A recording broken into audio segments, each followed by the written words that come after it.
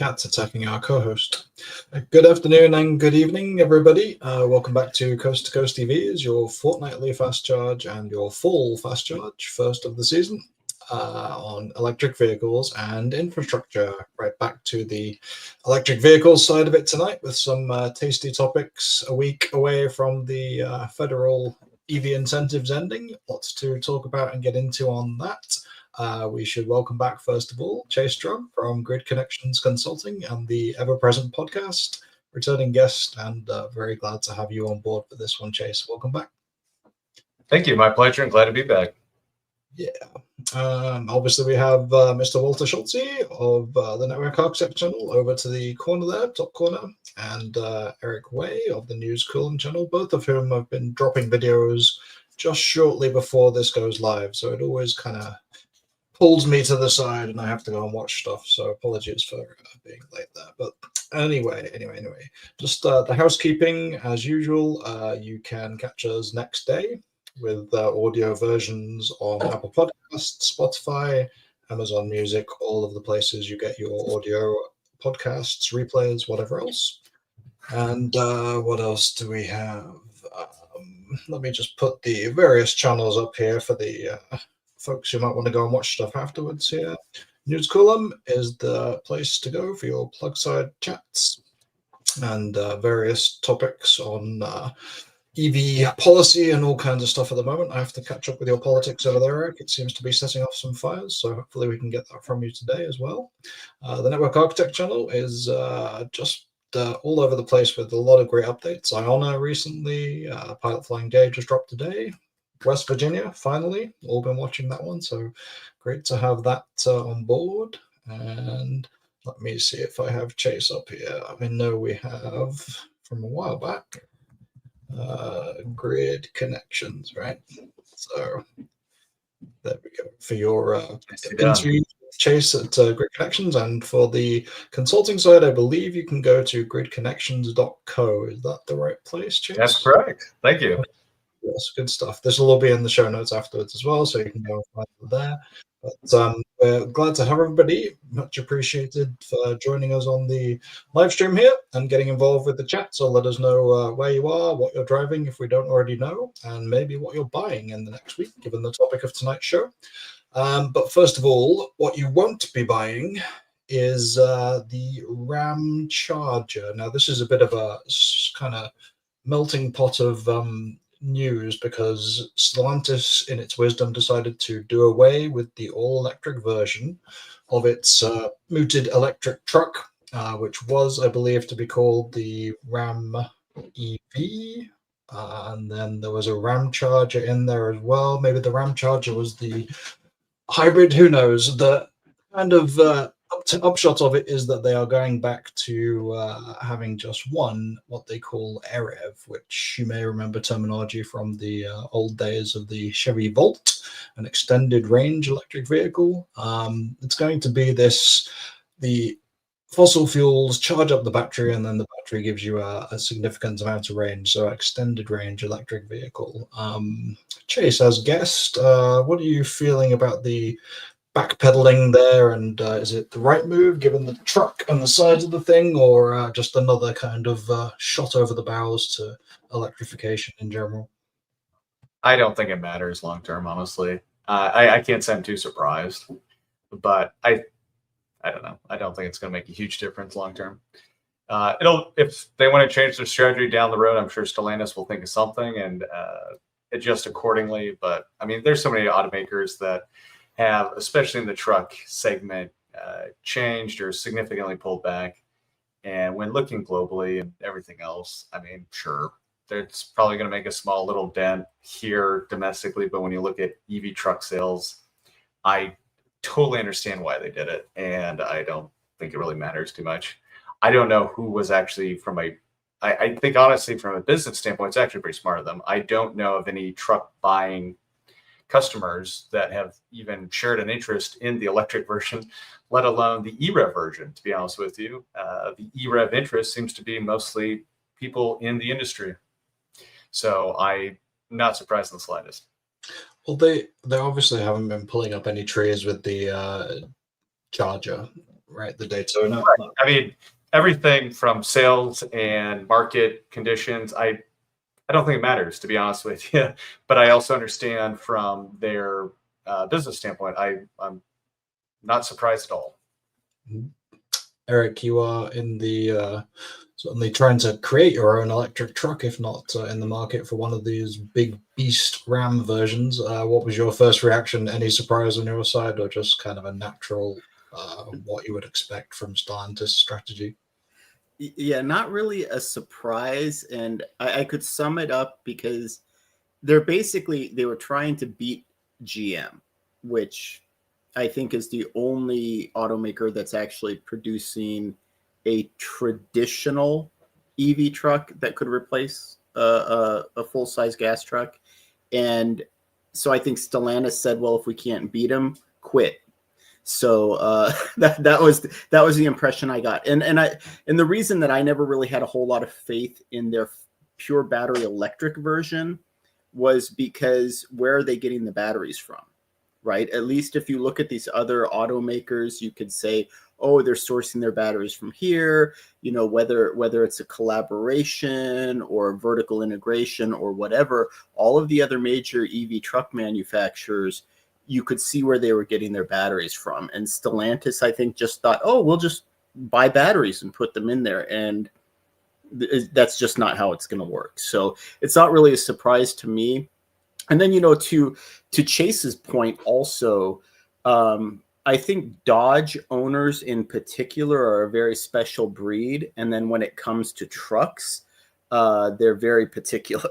And I think the market for Stellantis selling an electric Dodge pickup truck, just maybe different market dynamics for them entirely from most of the other automakers. So I'm not really surprised that they backtracked on it.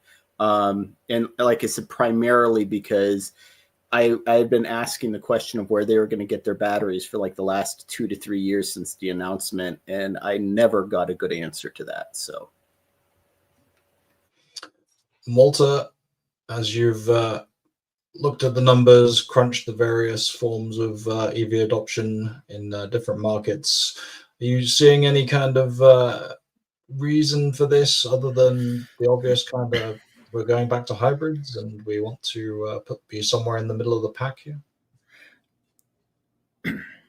Mixed signals out of Stellantis. So you were in the UK during the summer, and correct me if I'm wrong, is it Citroën is the name of the brand, which is relatively popular there?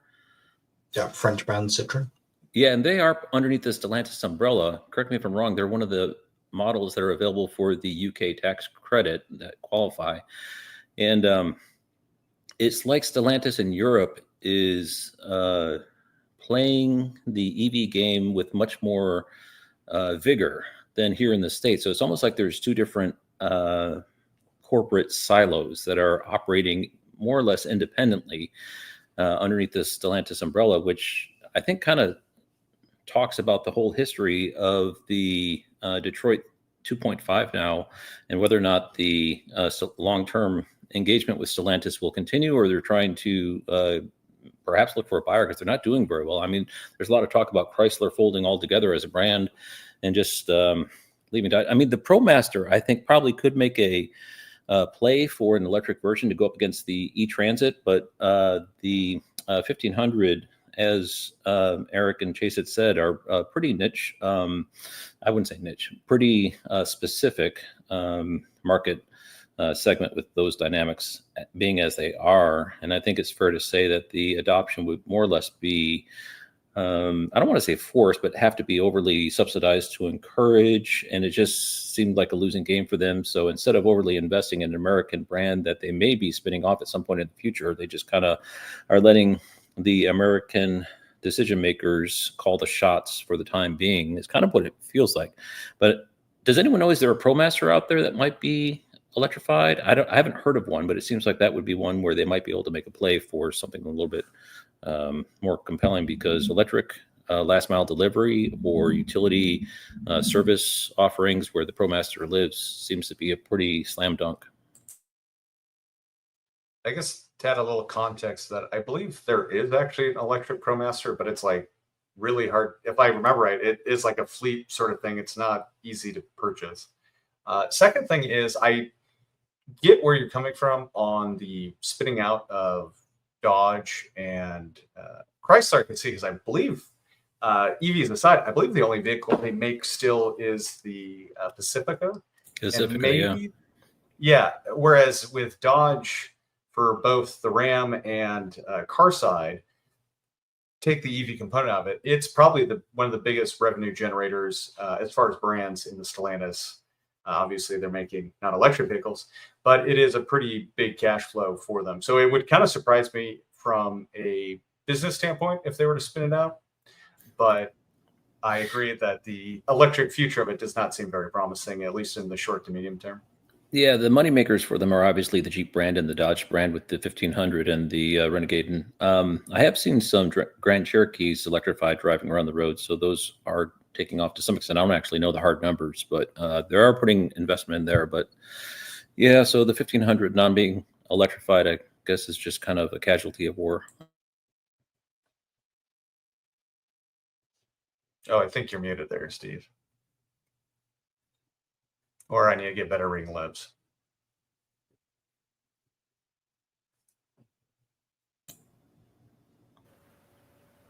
Still no. I think what Steve was going to say is Eric has seen a couple of the 4xe. Is that it? The Wrangler plug-in hybrid. I've seen a few of them. That's about it. Yeah, I've seen a couple pretty. I mean, I don't know. Personally, I think EV-wise, I just haven't seen many on the road in general, except obviously this is probably a different topic, but the new Model Ys I see everywhere. Other than that, I really haven't seen any sort of change in density or consistency of new electric models. I've actually been shocked how many Model Ys I've seen all along the West Coast, especially Northwest.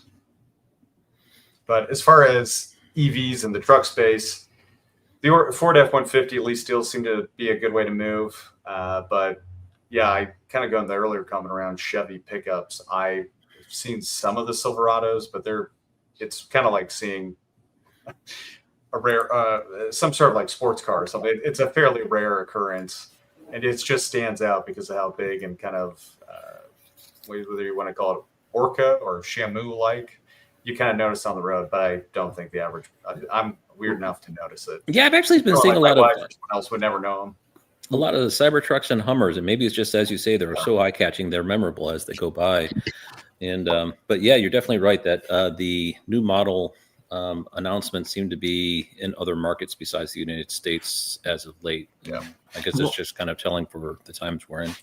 Well, and this also might just be a California thing, but I still see pretty much across the board all of the different versions. And then, even the Silverado, have you even seen an EV Silverado if it doesn't have a big orange strike and a Caltrans badge on it? Because those things are everywhere now. So yeah, they have the EV Silverados basically at all the road construction sites, all the Caltrans crews. So that's at least nice to see, is California putting their money where their mouth is in terms of actually electrifying their own state fleet. So am I audible again? There it is. Yes. Luckily, I have a backup, and see if the backup dies as well.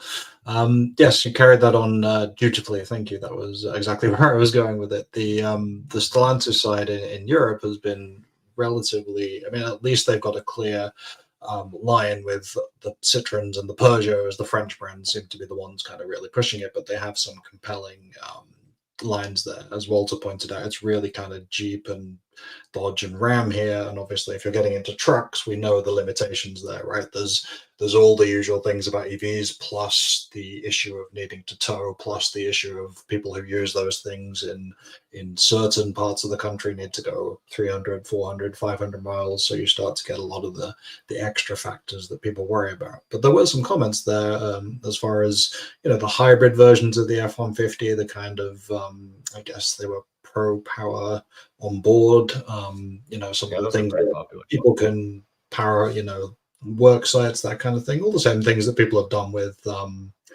the Lightning, but without that kind of range issue, right? Without the issue of, am I going to have to charge it? Is it going to take a while? I mean, I think people who have the F-150 Lightning, and obviously more recently the Silverado EV, really love those trucks. But those are, again, as we'll get into in the next piece, the early adopters, right? The people who always wanted these things, who always wanted to be able to drive a truck but have it have the EV pickup, the ability to send power the other direction, that kind of thing. But that's not gonna sell enough that's gonna make these Ram all electrics potentially, obviously, as compelling as we thought they maybe could be. But I don't know, the extended range version, that sounds like it could be one place where hybrids kind of have their role. I think there's some pushback against EVs in the kind of crossover medium kind of segment SUV being very it's, you may as well just get an EV version of it now, because the Model Y does so well. There's so much competition in that kind of $40,000 to $50,000 bracket from any model you want, more or less, or any automaker you want. But the trucks haven't quite gone that route, right? There's maybe we do need a kind of hybrid or extended range EV period for them, so that there's a gap to bridge between what we've got currently with gas, but why we want to go with electric. Well, and I almost, the hybrid F-150 has been fairly decent seller. I think it had some, if I remember right, when it originally was announced, had some issues with the EcoBoost engine. But overall, since then, it just seems like everyone that's had them has been pretty happy and pretty consistent with them, even though. Yeah, and not that it's a problem. Once again, looking at a automaker, once again on a global scale, not just EV realm, I believe Ford is, for a 5th year in the row, #1 in recalls. So that is one of the challenges that have plagued a lot of the F-150 products, unfortunately. But as far as I've heard, independently from those who are owners of them, they've been pretty happy with the hybrid version, and it definitely plays into kind of that kind of psyche of someone who doesn't want to commit to an EV, but they love the, as you mentioned, pro power functionality, and also don't have to deal with charging and all of that. Mm-hmm. Well, yeah, and I was just going to say too, Dodge might be better off marketing it as a hybrid, even if it is an extended range EV, because we saw the same thing with the Chevy Volt, where it just confused consumers, and people who are polarized don't want any EV. But if you give them the option to plug in, some of them will use it, some of them might not. Or like Toyota Prius Prime, where almost nobody plugs in their Prius Prime, they just run it as a hybrid. They might just be better off calling it a hybrid, and then All right, well, the hybrid side is going to get us into the Canadian market briefly in a second here. But Chase, last time we came on 2 weeks ago, we kind of went through our summer travels. I know it's into fall now, but I'm clinging to that last vestige of September and any sunshine we get. So tell us a little bit about where you've been this summer, what you've been up to, and any interesting kind of EV stories you can relate. Yeah, actually, I don't know if it really comes through on this. We're having a little, I mean, it's really been nice. We've been pretty much in the 70s and mid 80s here. From the positive side, I actually have been really not, I've been, whatever consulting stuff comes up, I've been doing that. But like, as far as road trips, anything like that, I've done zero. I've been pretty bad just between here and Bend. So 150 miles each way, pretty easy stuff. I've actually been, my bigger focus has actually been aviation and getting my glider certificate. So that's what I've been doing a bunch. I just did 8 flights this morning actually for that. So that has actually been where a lot of my EV nerd, if there's not a direct consulting side of it, has been more focused on the aviation space lately. And then the actual big news I shared with you, Steve, a couple of weeks ago was, unfortunately, I was leaving the airport here and I came up to a 4-way stop sign. Someone was on their phone and rear-ended my Highland Model 3. And now that is in the shop, I just checked, and it's I just got the email yesterday. There are over 111 pieces that are being replaced. And now some of that does include fasteners, but even then it's only like 15 were fasteners. So it's a pretty significant, they hit me at about probably mid to high 30s when I was at a full stop already. And technically they hit my car twice, but while it sucks and it's been really unfortunate, the actual experience has been so smooth just because I had the video to show them, and not even a full day later, their insurance said they were going to cover everything. But between that, the rental car, and everything else, I'm sure this guy's going to be, or the insurance is going to be at least $16,000 out. So that guy hopefully learned his lesson. Don't look at your phone while you're driving. And that's unfortunately, I've had, I know this might trigger some of the Hyundai fans, but I've had a Hyundai rental that I have been consistently disappointed with. And I think its only redeeming factor is that my wife actually hates it infinitely more than I do. So there's usually some funny story that has been happening daily where she takes it for a drive and is pretty underwhelmed by it. But yeah, that is unfortunate. I think it's which one's like the premium, like the Elantra or something? I can't remember. Whatever all it does, I know it makes a bunch of noise and barely goes anywhere. There's plenty of times like when I want to gun it and it just gets really loud, and then 5 seconds later finally gets across an intersection. Then coincidentally, not only have we had to deal with that, but just what I think was so funny was this shop in the Portland metro area where they work on Teslas, I guess, pretty extensively for crash body stuff. I think this kind of goes to my whole philosophy. Like when we were talking earlier about EREVs not selling all this, like I don't really care anymore. Like it's such a short-term thing. And this is exactly why. My wife was the one that actually went to go drop it off and pick up the rental car from Enterprise. And when she did, Enterprise, I was like, do you know how to drive a gas car? There are some things you need to know. And the fact that we're now living in a world where when someone's picking up a rental car, they have to confirm you even know how to drive a non-electric car. Obviously, there's still ways to go, but that inherently just shows me that some of it may be generational, just experience with different driver types. But that is like almost like something I couldn't even fathom 5 years ago, let alone 10 years ago. And it's now been over 2 decades I've been doing this EV stuff. So yeah, did we skip a couple there on the rental side? Like it feels like they were still struggling to even explain that they were going to give you an EV last year, let alone now. Yeah, that's true. Exactly. Yeah, no, that's actually a great call out. Yeah, and it's just like this sort of, and you kind of see that with new technology shifts and how these things take off. But I think that was just a really funny highlight in this whole experience. And unfortunately, it's probably going to be another 4 weeks until I get my car back. But you will appreciate all I've been doing is going to be between here and the airport, so it's really not been that big of an issue. I haven't done any. I was planning to do a big, or kind of the annual road trip from like here down to Phoenix, Arizona area, but probably won't be doing that this year after all. The only thing I kind of picked up from your region recently was that Rivian opened a new Venture Network station, I think a little bit north of Bend, as far as I recall. Yeah, they did. Kind of Tumalo is what it's called, but anyone, if you don't live in the area, just calls it Bend. No big deal. Yeah, okay. Yeah. Well, there we go. Okay, well, I'm very sorry that happened, and you have to get into not a Hyundai problem necessarily, but luckily no one got hurt, and I didn't have to pay for it. But yeah, there you go.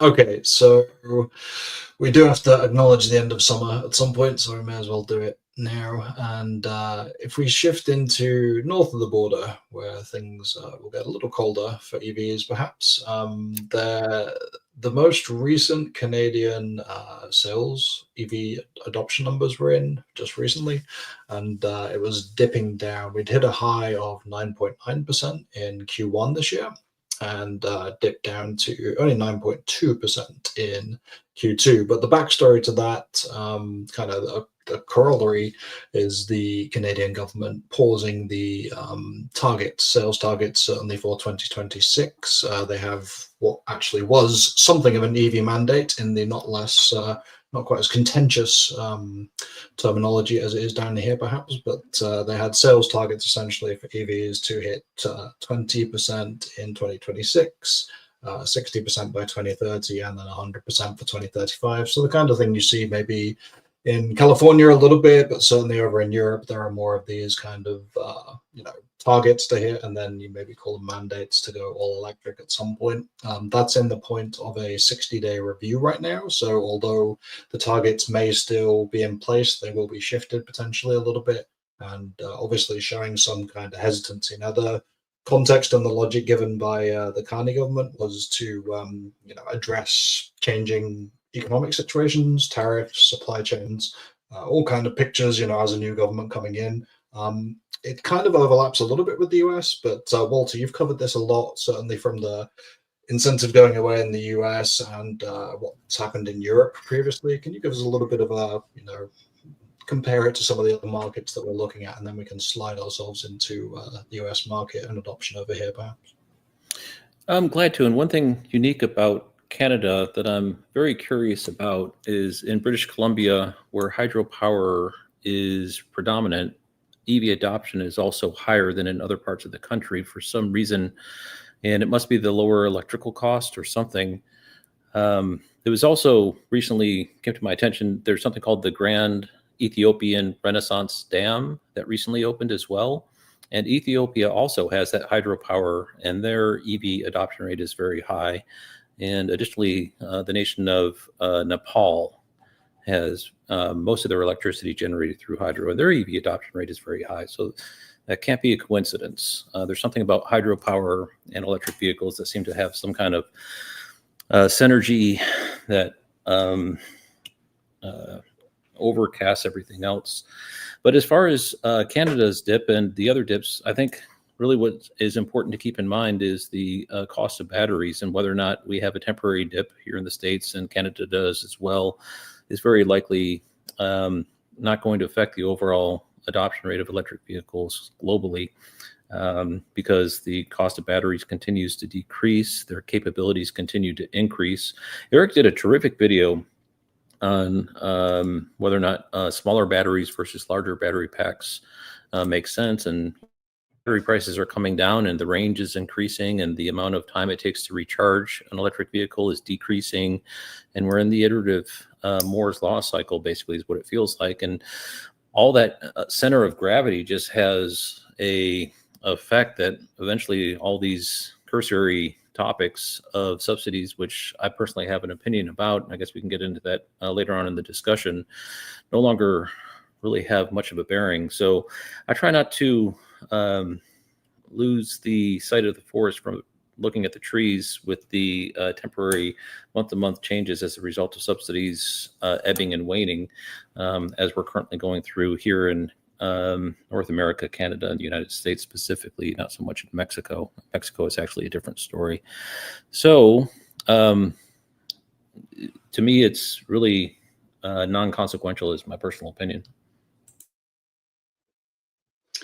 Thank you. And it's definitely been good to watch your kind of sane takes on the adoption figures and what things are happening in other markets as we've kind of hit these. I mean, naturally, the headlines tend towards freaking out and immediately saying that EV sales are booming, EV sales are dying, all that kind of hyperbole. So it's good to get into the kind of nitty gritty of the figures. See, markets like Germany, I think you pointed out in the past, where tax incentive or credits incentives have gone away. We've had a dip. Things that there've been problems with some of the month-to-month figures, as you said, but then we kind of bounce back and find manufacturers stepping up to the plate. We've got BMW and Mercedes in the last month or two, obviously in conjunction with the IAAA or IAA mobility festival there. 1,000 kilowatt charging. Did you see that thing? That thing's a monster. They have to step up, right? I mean, there's over there, it's much more advanced, of course. You're in a more mature market, so you really can't sit on the sidelines and say, it's just hybrids for the next 5 years. But it clearly gives us a window into the future where we haven't even touched on Chinese EVs here a little bit, but there are so many outside forces being kind of held at bay at the moment. And how long can you keep those out? Chase, I think last time you were on, we were in the middle of the Tesla kind of takedown kind of crowd and all the insanity around superchargers on fire and the initial months of the new administration coming in, causing some ructions in the EV world. That side, it seems to have settled down a little bit on the Tesla side, and they've not necessarily bounced back, but certainly it's a bit less polarizing than it was. How do you see, first of all, the wider market in the US just in general at the moment, but Tesla specifically coming back into the fold, perhaps, or with whatever way you want to take it, really. It's difficult because the product line is kind of, you got to see the refresh Model Y. I see a lot more of those around than I have done in, the first early months that it was released. But there's a lot going on at Tesla, and it's hard to see exactly where they're going to come back into the fold here. But love your take on that as a Tesla owner and industry observer. Yeah, I think I guess two things. One, to go back to just larger level and talk about incentives. Personally, professionally, I think we're ready to just have those go away. I don't think they help EV sales, actually. I think there'll be a short little blip for this quarter, probably. But between the political and negativity and the cost, all that stuff, it has gone to a point. It's been around so long that, as we've even already mentioned, battery costs and everything else are falling. It's not really needed, honestly, for the regional reason they were put into place previously. The other thing, too, is it just makes selling EVs so much more complicated, because a salesperson will hear, oh, this EV got $7,500. Why does, it's just been a kind of a pain in the butt from what I've heard from a lot of people, from traditional automakers especially, and their dealership networks for the last couple of years. Product issues maybe aside, it's just, even when you get someone who's interested, if they're new to the whole side of that, I think this will just make things a lot cleaner.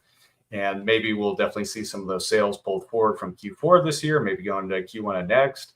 But I've got a feeling, kind of like what we were talking about with Germany and what we've seen in other countries, there's usually a dip for a few quarters, and then both just easier sale process with better product allocation comes into play, I think, to a big part of that. Specifically to Tesla, I that's kind of funny.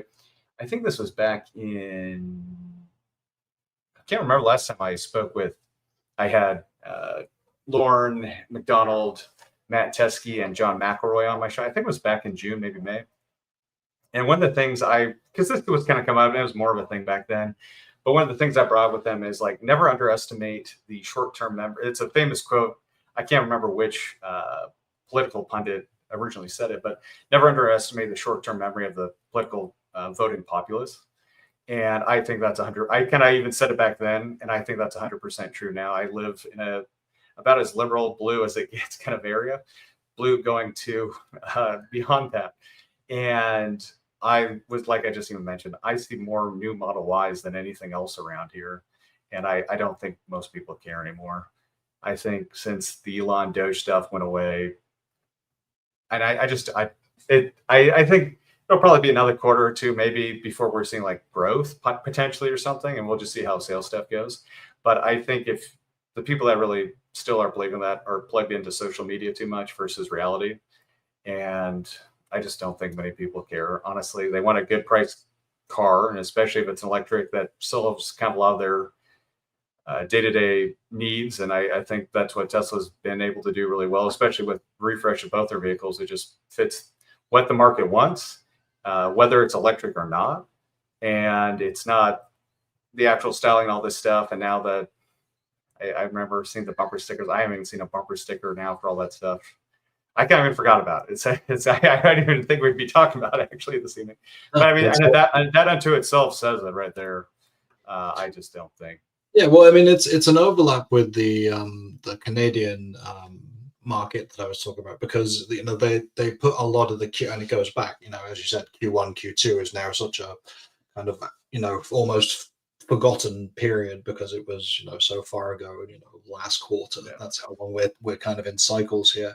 But the reason they had the Canadian market share down in the reports that I was reading, at least from StatsCan, was people, it was the Tesla drop off, and then some people went to other EV makers, some people went to other EV models, but there was a lot that went to hybrid instead, so it's kind of it's the Tesla effect of when you can't get into a Tesla, that isn't necessarily I mean, I personally think there is a comparable option, but for a lot of people that are leaving that kind of fold, there really isn't another version of the vehicle that they're in, the Model 3, the Model Y, at that price point with all of the various kind of vertically integrated features that Tesla offers that they could get into. So they've gone back to a hybrid or a plug-in hybrid, some version of something that's electrified but not pure electric. So that's where they And I think this has always actually been a pretty smart play on their part for at least the last decade. I mean, this was kind of a different case for the early Model S's,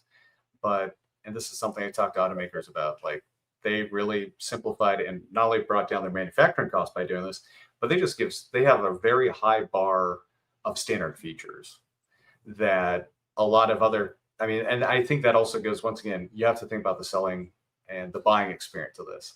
And if someone sees a commercial or something like, oh, it starts at $29.9 or whatever, and then in that ad, they also show the cooling seats or anything like this, it just creates a bad experience for the consumer. And there's obviously the disconnect sometimes between the dealerships and the actual manufacturers. But one of the things that Tesla's done usually a pretty good job of is consistently, while not refreshing maybe the exterior or even the interior, they're refreshing as to what are standard features over time. And I think has actually been a pretty competitive advantage for them, and really put, honestly, pressure on a lot of other automakers to make sure that they're including things as base features. And I think, honestly, for the consumer and the general industry, I think it's a great thing. I will say, as someone who's like now in 2 EVs that almost have 100,000 plus miles on them, for various reasons, I'm out of the software, the connectivity agreements that come with the first 2 or 3 years of both of those vehicles, and I've kind of learned to live without it. But it kind of rammed home that when I'm thinking about my in-laws in their Tesla, which they've got a newer one, but even if they'd still had their 2018, they would still be in the software ecosystem. They'd still be able to get into the app. It's not a selling point. It's not like, hey, we could sell you a subscription. I mean, obviously there's premium connectivity, there's things that they do, but I mean, that for sure, and that's more just for cell connection. It's not like that's a huge money maker for them. It's more exactly. It's AT&T. Not trying to nickel and dime you on those things, right? I mean, like I said, I can live without them. It's a car at the end of the day. It goes from A to B. But as I start to think about the EV nerd side of it and wanting to get into that stuff, I don't really want to pay Hyundai or GM for their half-assed apps, but the Tesla thing is still there. Yeah, I think that plays into a couple of things, actually, because one, from the EV nerd standpoint, I agree with you. Like, it is fun to have these things. That my previous vehicle to our Y that offered a similar thing was a 2017 Subaru Outback, I think, and it had its own kind of unlock app thing, and it cost a certain amount, and it was great, but it got deprecated in the fact that they were going to offer a free upgrade to 5G or something, but because it was a 3G chip, it stopped. It was actually a terrible customer experience. And at that point, I was getting a new car anyway, so I didn't really care. But it totally plays to especially what you see in different generations of car buyers. Those sorts of things, especially in the Chinese EVs, they've kind of actually understood this a bit better. That is considered luxury and premium features, a lot of this digital layer, along with the remote app, and that experience with so many people, especially if they're younger, have grown up in a kind of a digitally native experience. And so many things where they're so used to iPhones and this, like, it does seem like I guess it seems antiquated. It's to a lot of those younger buyers, especially if they're kind of millennial or Gen Z or younger that are looking at a vehicle. These are kind of things that their fridge or all these other things have apps. Why wouldn't their car have an app? And if you use the app once or twice and it freezes or takes forever for the car to unlock, it creates a pretty, and we saw this with to an extent with VW and some of their first launches with the apps, and just some of the, actually, I shouldn't just say VW. It was actually a pretty big struggle, pretty universally, for a lot of the German automakers. And it created this dynamic that people who are so loyal to the brand really were getting used to having this digital layer. And that is actually a big way that Tesla did a lot of acquisition sales and still does. And also for retention, people don't want to download a new app or learn. I mean, this has been actually a big part of the German, I shouldn't say just German, but fairly premium to luxury brands, is to lock you in. It's like, I know what my Audi does. I press these buttons, it changes the music, and I've got it all set up the way I do. When I buy a new Audi, I know what the buttons do already, more or less.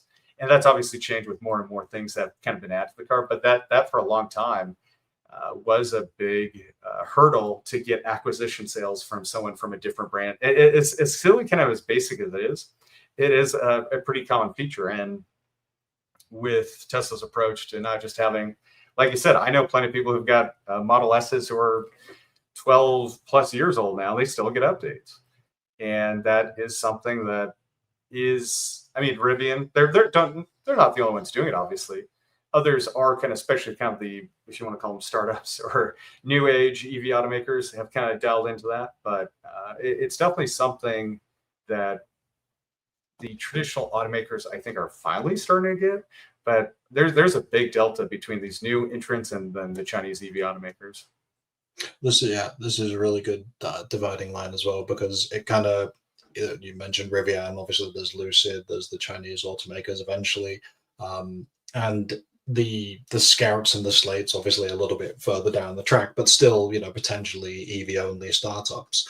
RJ Scaringe, CEO of Rivian, earlier in the summer had been kind of lamenting the lack of the reason that some of these EV adoption pieces haven't taken off was because, in his view, that the products weren't good enough. Now, I kind of took some umbrage at that in terms of the charging side, some of the EV specs on some of the cars, because there are certainly people, some automakers, that are established, doing a little bit better than Rivian. But on the software piece and this kind of all baked in EV package, it's hard to deny kind of that there's quite a clear gap between legacy OEMs who are trying to bridge the gap, as you kind of hit VW there, but like you say, you could tar a lot of these legacy kind of companies with the same brush. Yeah, zero domestic, exactly.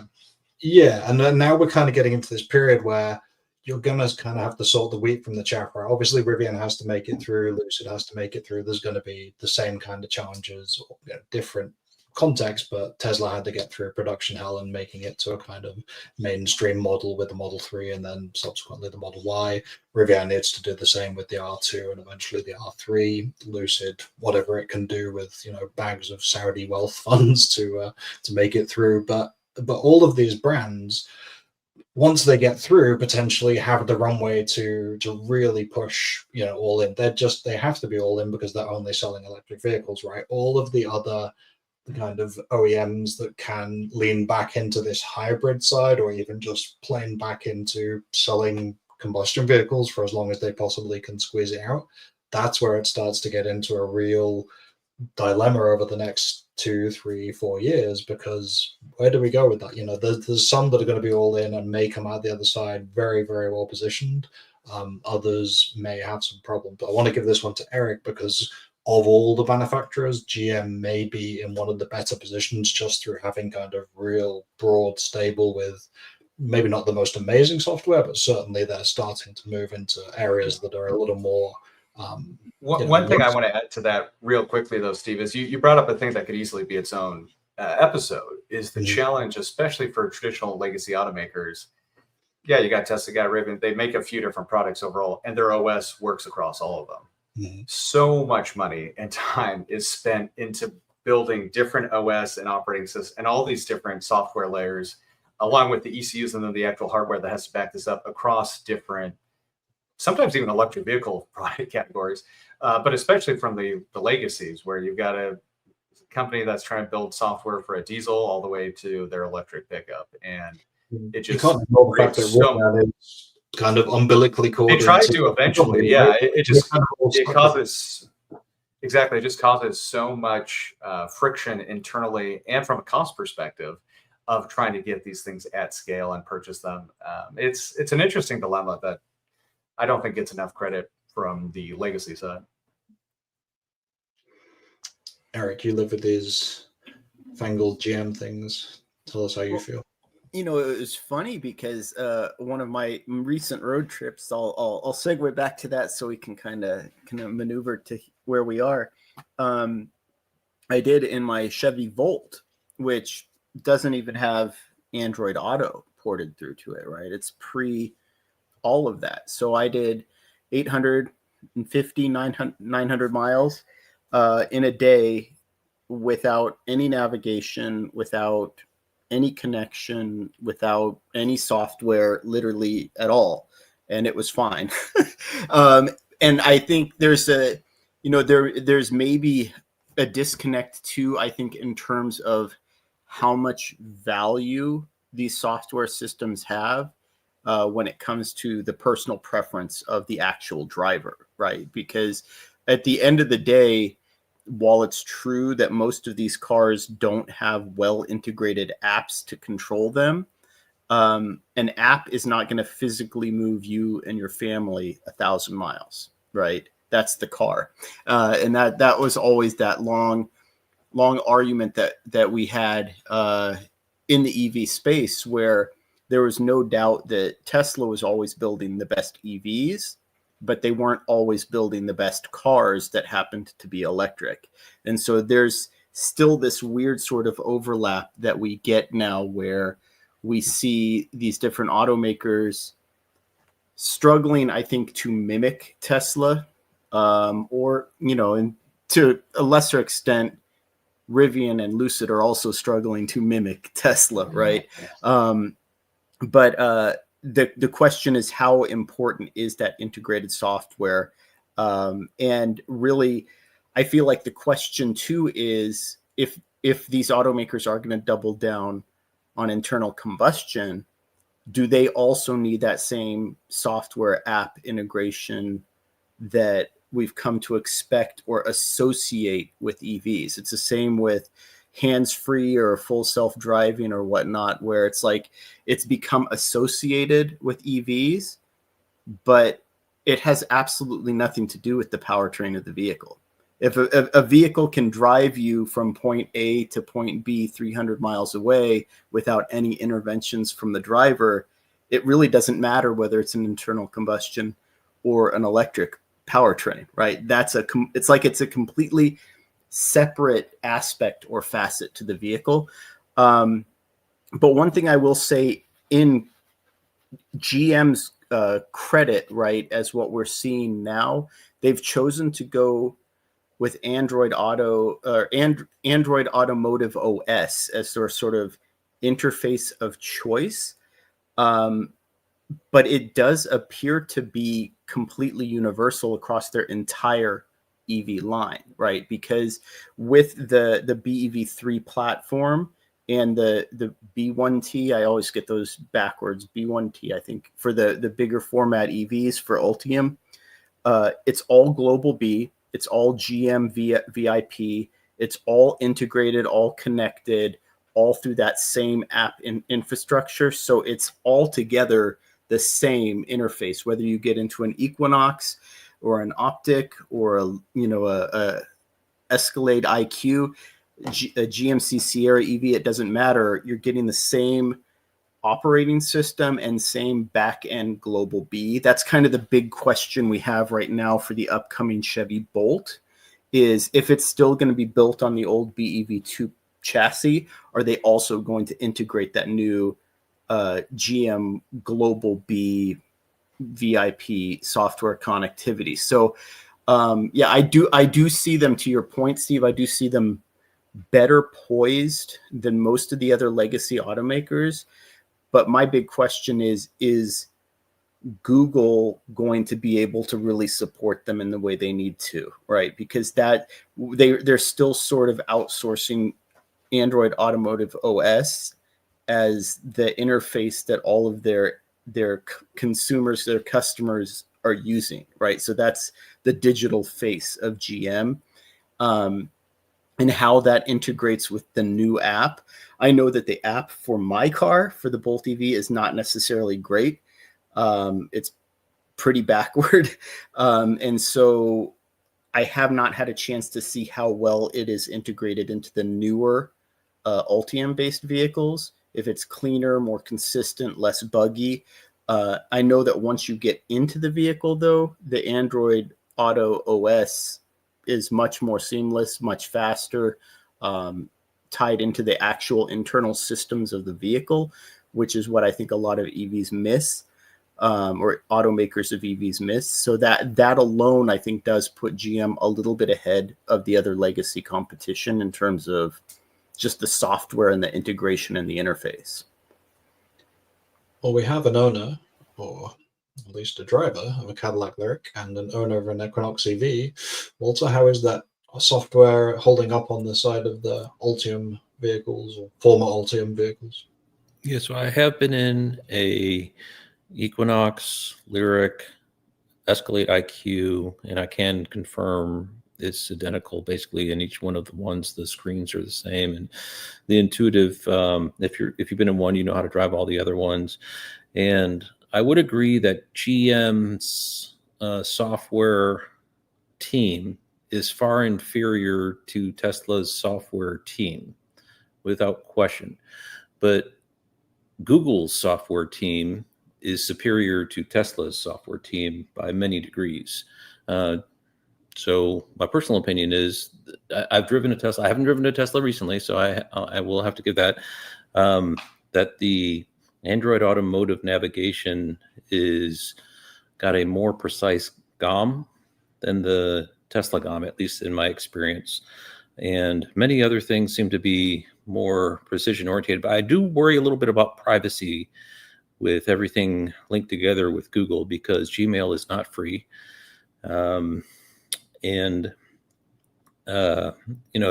could put a privacy switch on the Android Automotive in Dash and ensure the OEMs are not liable, but you carry your phone inside there, and if your phone's linked up to your Google account, they probably got some hooks into finding how many Google phones are going down the road at a certain speed, similar to what Apple is able to do with Apple Maps and whatnot.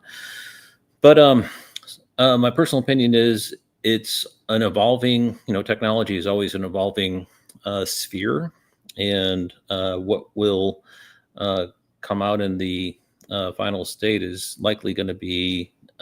I'm wondering why Apple hasn't made a bigger play in here. Where's the tech giant Apple? Their in-dash navigation with Apple CarPlay has kind of been pushed to the sidelines, at least for the past couple of years. Now we're talking basically Android Automotive in-dash. Does anyone know any cars that are using the Apple in-dash? There was some. The Aston Martin DBX.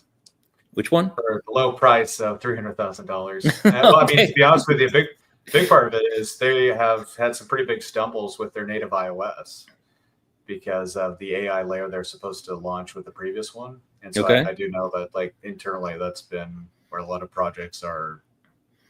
Yeah, I mean, the money maker, not the stuff. Yeah.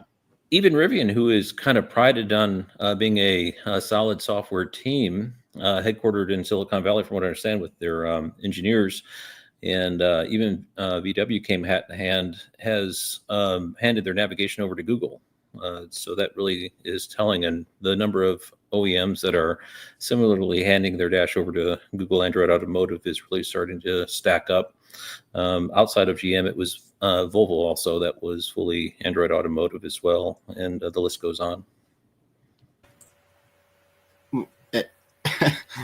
At the risk of opening up a can of worms here too, I think we also have to be aware that as consumers of EVs with these integrated softwares, whether or phones for that matter, we're kind of the product. So that's what we're seeing right now is a battle that's being played out too. And there's a major reason why Chinese automakers aren't allowed to sell their EVs in the United States, and it ties back to their software, right? Because it's independent, untrackable, and so like if you have your cell phone with you, your location is known by a number of agencies, and not all of them are just the US government, right? So, and that the same is true with your car, everything else. So all of this software that's integrated into our lives right now, we are the product. We are tracked. We are a data point that's just roaming around. So I'll leave it at that. I don't want to open up the can of worms any more than that. And Steve, if I may, there's a question I've been wanting to ask Eric that might help with the transition from what I understand to be the next topic, if that's okay. And Eric, you mentioned that you've seen Caltran Silverado EVs as a common thing. And I would have to imagine once Bolt gets into volume production, we're talking, I believe, on the next topic, and I don't want to transition too soon if that's not the intention, about the next phase and whether or not the hit from the loss of the subsidies is going to be devastating or non-consequential.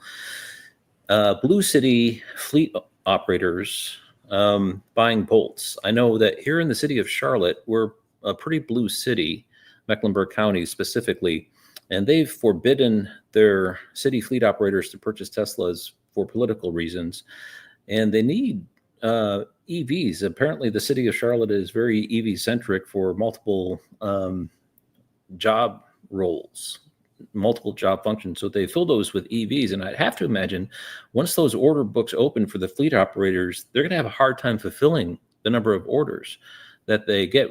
In California, was the Bolt a mainstay for municipal fleet operators? I know here there was a pretty extensive, noticeable number of fleet operators that were using Bolts.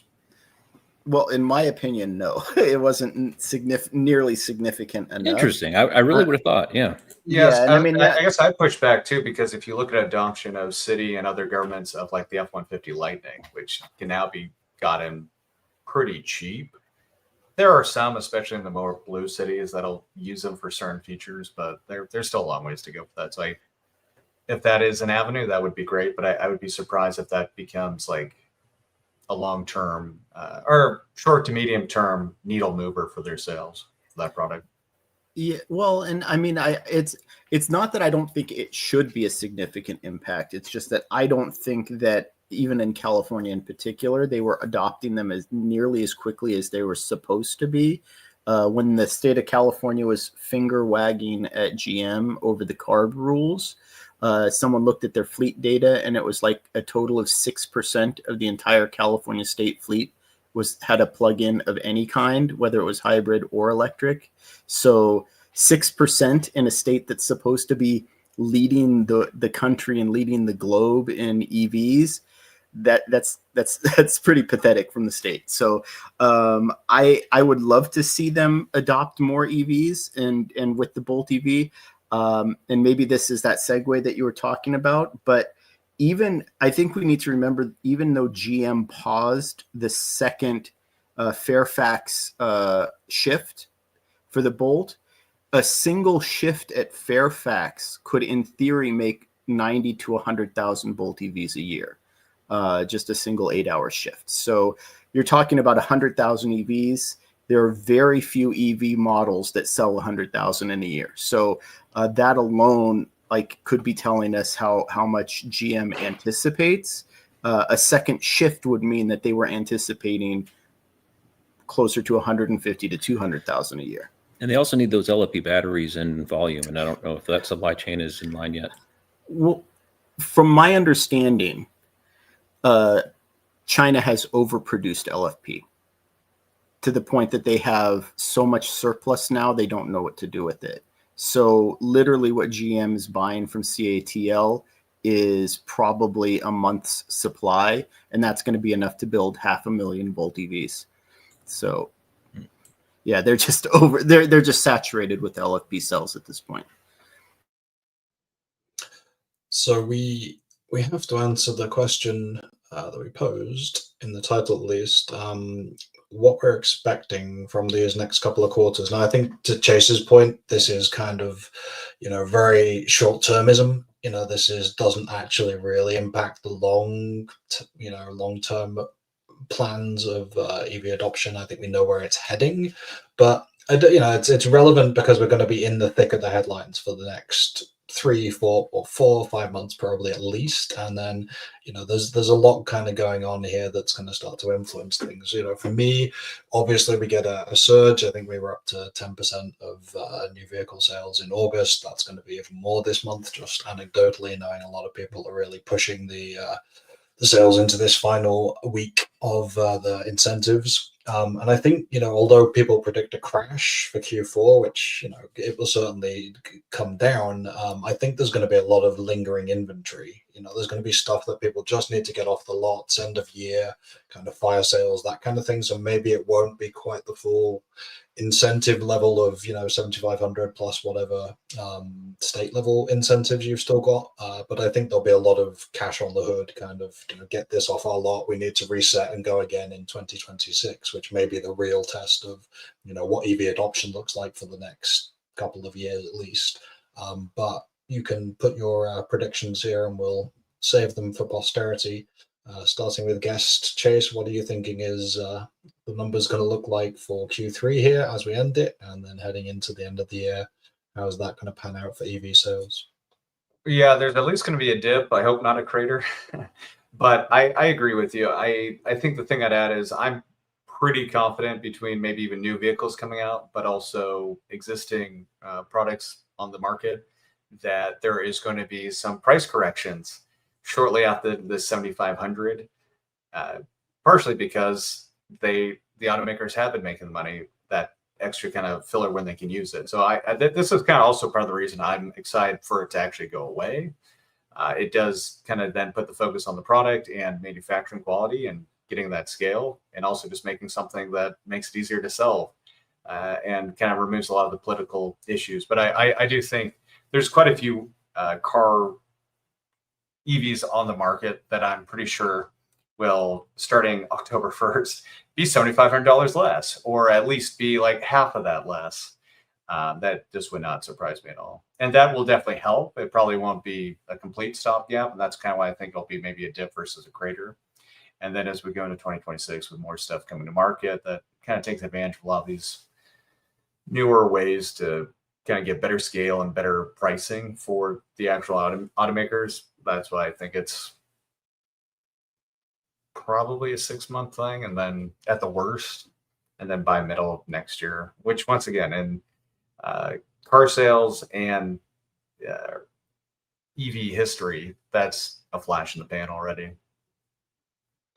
Right, it's tough to kind of assess some of these in that time period because who knows what's happening with the economy, politics, other models and markets. Anything in that time period could be a completely different. I think it also just gives automakers clarity and dealerships clarity of what to expect, what to sell, what to position.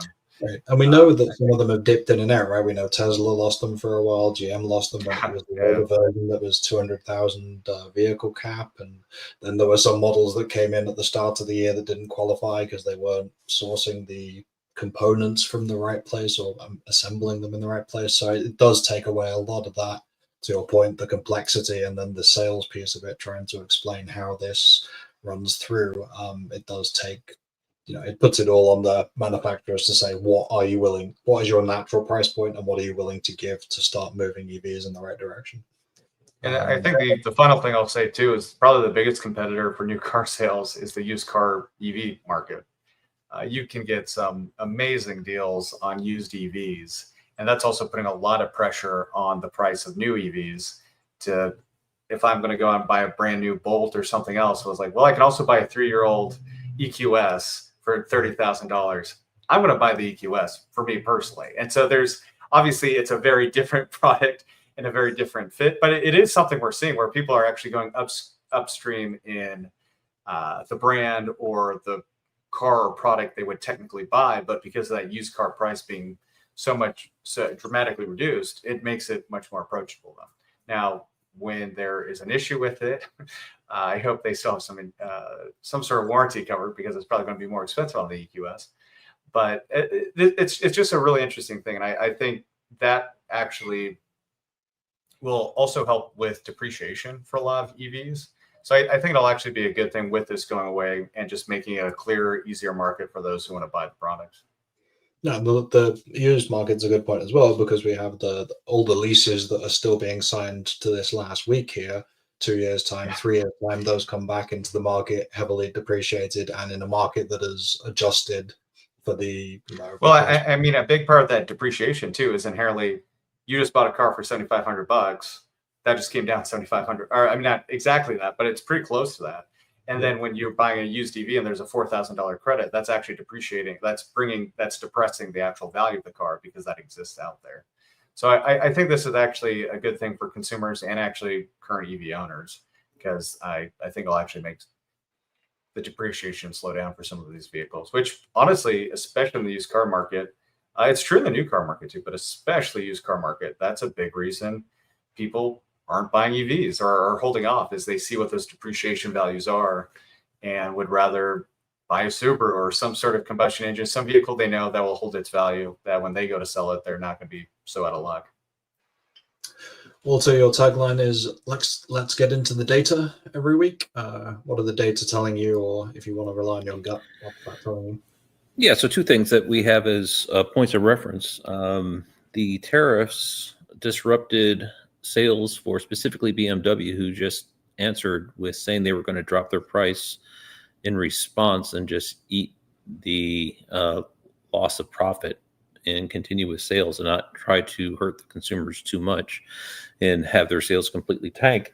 So this is not going to be happening in a static environment. The manufacturers, it's really not a question of how many cars will be sold. The question is how many cars will be produced, because every car that has been produced ever in the history of cars has been sold.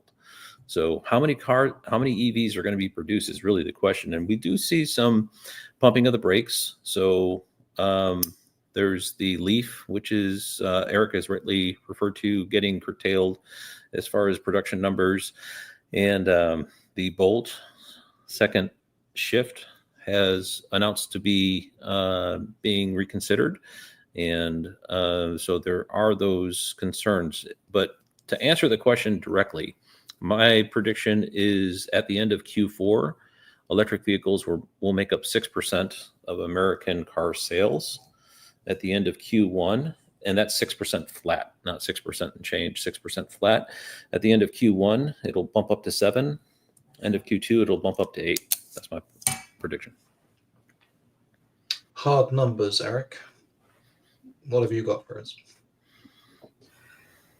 Well, I've got a big fluffy cat. I was looking for an envelope to do my little late night prediction, but it's funny that Walter said 6% for Q4, because I was actually going to say 5%. I actually think the numbers for Q3, as we get them out this Q3, is going to be 15%. So I think there's a huge bump here, and I think just if we look at it from the perspective of September is the new December in terms of how these credits have operated in the past, I think we're going to see a significant bump. No less than 12% of the new car sales for Q3 this year will be plug-in, and probably closer to 15%. But I do think that the drop-off will be down to about 5% in Q4. And it's not a lack of interest in EVs. I think it has more to do with the fact that we know that the Chevy Bolt isn't going to be available yet, or at least not till the end of Q4. And as you know, Walter had referenced too, so word on the street from Nissan is they're only going to be able to make about 500 Nissan Leafs a month, which is less than the Gen 1 Nissan Leaf when they first released it in the United States, 12 years ago, 13 years ago, right? 2011. So, it's all due to the AESC battery production. They haven't been able to ramp up their battery production. So we don't know how long that's going to last, but 500 Nissan Leafs being sold a month is not going to move it's not going to move the needle in North America hardly at all. But just the overall trend after that, I think, is going to still be an upward trend, but it's going to be as a result of the prices decreasing. We do have to understand that LFP batteries are on the horizon. That alone is a 30% reduction in a battery that's typically at least 20 to 25% of the vehicle's total overall cost, right? So we're looking at least a 10 to 15% drop in price of a given EV just by going from a nickel-based battery to an LFP battery. So but that's going to take a little bit of time for that to ramp up. So I do see a gradual step up. I think the bigger concern with EV sales in North America and United States in particular are external factors, right? In terms of the economy, the health of the economy, the jobs, whether people can afford a new EV. I mentioned this in that video that I posted today, but the EV tax credit has always been somewhat regressive. Yes, and I misspoke in my previous video. Yes, the $7,500 could also be applied to purchases for those whose tax liability wasn't enough to absorb it. But if you're a price-sensitive buyer, you're still paying more, because if it's a $45,000 EV, you get that $7,500 off, but you're paying insurance on a $45,000 EV, you're paying registration on a $45,000 EV. I can go out and replace the tires on my Bolt EV for maybe $500 right now. How much does a set of tires for a Tesla Model Y or an Equinox or a Lyric? I could tell you, I just got to say, they're not fun. It's probably not $500, right? It's for a full set of tires. So price-sensitive buyers, it is still a regressive tax credit because you're still not enabling price-sensitive buyers to purchase an EV effectively. So the removal of it is not going to be as impactful as the reduction in price, the reduction in MSRP of the EVs overall. So as we see this average EV MSRP start to fall to the point that, maybe you can get entry-level EVs for $20,000, $22,000, $23,000 for a new EV. And then I think someone mentioned used EVs. I do want to touch on this too, because the credit that's extended for used EVs is very different than the credit that's extended for new EVs. So for a price-sensitive buyer, paying a 5, 6, 7, 8% APR on a used EV is much more punitive than it is if you get a promotional 1, 2, 3% APR from an automaker that's selling you a new EV. So I think we're just waiting to see how these prices go and just what the overall market does and the overall economy does, because I think that's going to dictate the EV adoption numbers overall, car sales overall, really. Well, that kind of brings us into what I will curtail into one signing off question, really. We had a bunch of thoughts on or stuff to cover on the barriers that are remaining, but obviously from your perspective, Eric, that sounds like price is the biggest thing. Getting it down to this $25,000 price point sounds like kind of the sweet spot, 25, 30K. Walter, to close out, if you had to pick one barrier that you think is potentially the longer term drag factor, regardless of EV incentives, what are you picking? That would decrease EV adoption? That will hold us back, at least, not necessarily decrease, because I think it's going to decrease. Oh, not decrease, right, but hold us back. Moving into kind of the post-incentives world, what's the general thing that is potentially stopping us selling more and getting across that kind of mainstream early majority piece? Yeah, so I work in technology, and I've seen the best tech lose more times than I could count, to a frustrating degree. Get very enthusiastic and passionate about a technology just to see it die in the vine. And what always kills good tech is marketing from bad tech. Microsoft is notorious for having technology, but they always win because they have a massive marketing engine that just kind of wipes everyone else out. So if there was a concerted effort in a way to sway consumer preferences away from electric vehicles for some reason, I don't know what that might be, because I think as long as the money is green, OEMs and next gen EV makers are all in on selling electric cars, and they don't care really much whether they're internal combustion or electric. And so if there is some concerted marketing effort in order to sway consumer behavior, I think there's a lot of power in that tactic, but I don't think that's going to happen. And Chase, final word to the guest.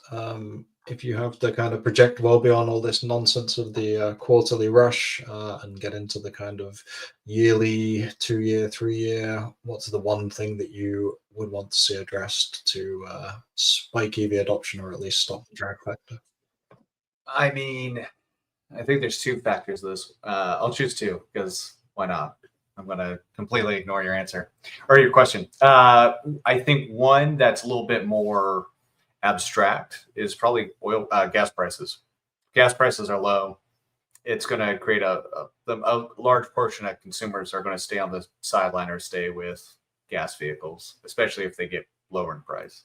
That's still a pretty big motivator. I mean, that's been a big motivator for hybrid sales.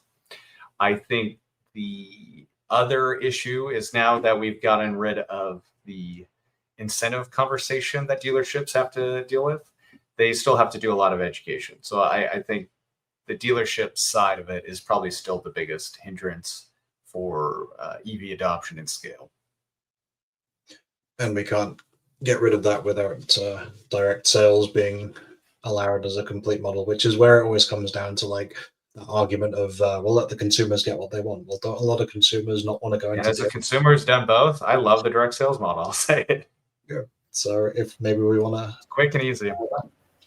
For sure. Thank you so much for joining us. I will go back again to gridconnections.co for your consulting side of Chase's expertise. You can jump into energy electrification, as the Grid Connection name suggests. It's across the board with Chase. His experience runs long and deep, so definitely check that out. And if you have something project worthy for him, you can get in contact via the website.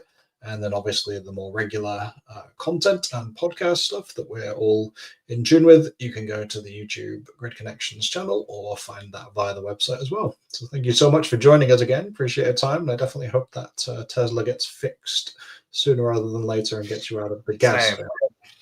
But no, you're all too kind. Thank you for the shout out again at the end, and always fun to catch up with you guys and talk the topics of the industry.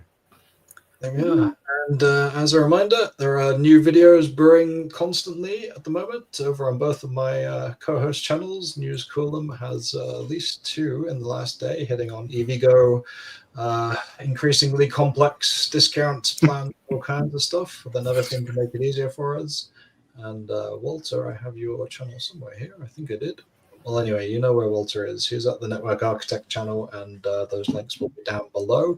I'm hoping to get back on the video treadmill myself in the next few days. Got to explain the Bolt decision before the September 30th deadline, maybe, and get into some running around Massachusetts with that vehicle. But you can also check out the weekly 1-to-1, which is also probably not linked here. So many links I have to put in, but it's ebi.plugandplayev.com. There's a weekly newsletter goes out there, keeps you up to date on all of the latest charging stations, planning permission, various news and views from the infrastructure side, which I'm sure we'll be back on very soon.